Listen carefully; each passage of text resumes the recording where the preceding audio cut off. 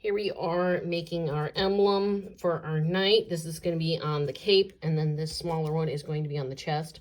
So what I have is an interfacing here, and I am tracing out this outline because when dealing with this costume satin, it is very flimsy, very hard to sew with. So we're gonna kind of fuse some interfacing to it, so that way we'll be able to embroider on it just a little bit easier, or more accurately, do an applique.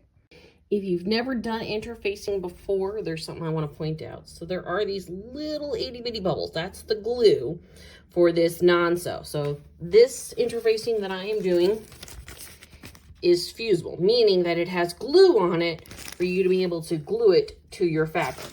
As I'm doing this, I'm making sure this is nice and smooth. Here's the bubbles on the bottom side, because the bubbles are the glue. So we're going to place this down, follow the directions. This particular interfacing is a lighter interfacing. So what I need is a pressing cloth. And all this is a plain cotton muslin that what I do is I'm actually going to put it on top of my fusible interfacing, get it slightly damp, not sopping. And then I'm going to take my iron, and because this is a polyester blend, it needs to be on polyester, okay? And then I'm going to press it down. Now, the trick with interfacing is you press and hold. Unlike regular ironing, you do not sweep. You press it to the fabric because you're melting it into the fabric. So make sure you do that.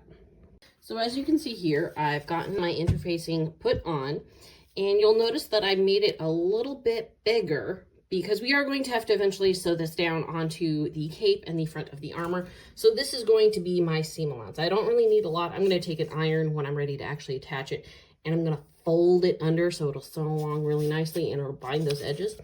But if you flip this over, you see my interfacing is on really nice and tight. There's no bubbles. If I pick at it, it's not really coming up. And the reason I'm doing the interfacing on these is because when you do applique on this kind of fabric, and I've done it enough times on this to have learned that it wants to bubble. You need to give it some sort of structure, and that's what this interfacing does. Some people like to do it with tissue paper. Because this is going on a couple different pieces, I felt interfacing was best because it will eventually add some stability to some of the costume pieces that we are doing. But we are now ready, and what we're going to do is we're going to take out our crests here. We're going to take a tracing wheel, and you can do this with like a pencil. You could do it with a pen, and I'm going to put it on the fabric, in this case white here and black here, and I'm going to poke little holes or take my tracing wheel and just trace along here to get the shape of this white piece and this black piece. And then that way, when I go to sew them on, it'll be the right shape, and I just need to put them on. So this is my tracing wheel. As you can see here, it's got some little metal spikes. This is actually where my finger kind of goes so I can apply leverage.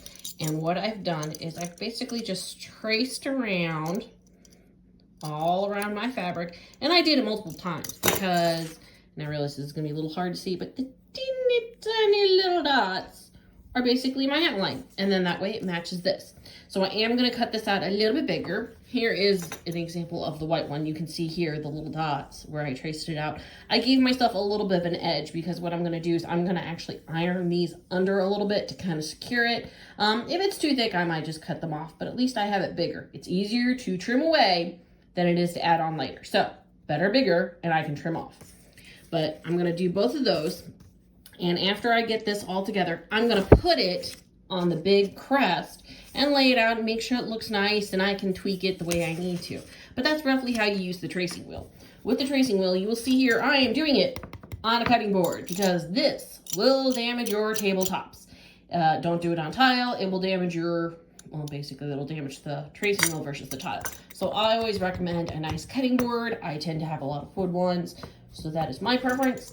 But you want to make sure that this gets traced onto this fabric, use it multiple times, do it on a cutting board. Alrighty, so here we are at my sewing machine, and what I have done is I have done essentially an applique here around the white already, and I'm going to do the same for the black. But the reason I did the white first is because I'm going to use the black here. not only to get this on more securely, because all I did was some school glue to kind of glue it in place. You can also use pins, but because this is a satin, pins will leave holes in your fabric. And I know it's not really going to be seen because it's holding this in place, but glue keeps it more secure because I can do it over the whole thing. But with the black, we not only need to edge this piece, but we also need to create these lines in the crest. And I realize this is a black and white picture and grayscale, so you can't tell, but these actual lines here that are really dark are actually black. So when I'm done kind of doing the satin stitch all around on these black pieces, I'm going to do the same trim. Now remember earlier when I said I cut this bigger? This is why. You see these frangs? That happens pretty quickly with satin. And by putting it bigger, I can actually cut off these threads when I'm getting ready to sew it onto the actual cape and onto the actual tunic. But again, having a little bit of extra now is definitely coming in handy, so the whole thing won't actually fray. Now, if you haven't ever seen it, here is where you'll put your sewing machine. And in fact, I added a new bobbin of black because I know I'm going to need more than what I currently have in my bobbin. We're going to disengage the bobbin. We're going to come over here. I've already snipped my white thread. I put it down here to save it for another project for later. And we're going to follow the trail. You'll see here, there's white thread here. You never pull up on your machine, you pull thread down. The reason you pull thread down is because it will actually fray and jam up parts of your machine inside here. And trust me, taking this off is a little bit, we're going to say tedious. So always pull your thread down through the machine. It's supposed to go one direction. Keep going that one direction. It is better to waste thread than to try and have your machine serviced. So again, we're just going to grab it, pull it through, and voila. So now what I'm going to do is I'm going to take my thread, I'm going to take my bobbin. My machine is what's known as a drop-in bobbin case. So I'm going to drop it in, and I'm going to follow the threading procedures for mine. But it has a thing back here that it's going to grab, then it's going to come down here, it's going to grab it up here, and you go from right to left around this uptake lever. And that's what you want to do for every single sewing machine, because then the threads won't tangle. Mine goes back down the same slot, grabs it here, and I have an automatic threader, which is basically this little device. And if it can't go through that hole, that means my uptake lever is not in the right place. So it's a good little cheat sheet, so to speak. But I will come back to you guys when I have the satin stitch set up. Alrighty, so now that I got my machine threaded, we are ready to start doing the applique for the black piece. And what I'm going to do is I'm going to come over here. So this tells me how wide my stitch is going to be. So you see how it says width right there. This tells me how wide. 0 is set for a straight stitch. I'm not going to do it too terribly wide. I'm only going to really do 1.5. Why? Because I want this to be nice and tight, and that's actually what I did here on the white. I actually also did a straight stitch on the inside to make it even more secure. So when it comes to the length, it refers to how long your stitches are. So the width went this way, length goes this way. I'm going to actually set it to this. This on my machine stands for buttonhole. So it does it super teeny tiny, and you're supposed to go somewhere in here. I'm going to do it a little bit closer to 0. Why? Because I want them super teeny tiny, because that's going to catch all the spare threads around here. So the tinier and tighter it is, the more it won't bubble. Also, the tighter it will adhere to this base fabric. Now, I'm going to come down over here. My dial has a bunch of different options. Currently, it's set to straight stitch, so I'm going to switch it to a zigzag. Do not do buttonhole, because we are not, in fact, doing a buttonhole. Your machine will try to go forward and back, and let's not do that. So stick it on a zigzag stitch. Again, length needs to be between 1 and 0. Zigzag stitch. And again, set your width. Again, your width goes this way, length goes this way. And I'm going to put it down right here. Now you'll notice that I have a satin stitch. So this foot actually has a little groove here, which my finger's blocking it, but it has a little groove. So it goes over these rows of stitches, which makes it a little bit easier. You can use your generic sewing foot right here. It does struggle a little bit sometimes, so you do want to be mindful and you do want to be patient. I have done it with this foot before, but my loving husband got me a whole kit, and this was one of the ones I specifically wanted to do appliques. It does have a little arrow here that shows you where the fabric is going to feed underneath, which makes it easier for positioning as well. So this is something, you can get them for a whole bunch of sewing machines. For this kind of project, it's great to have. If you're doing it just for this project, maybe try out appliques. See if you like it before you invest in a foot. But for this kind of project, I love this little foot. Alrighty, so for this next step, we need to add these black lines around the applique.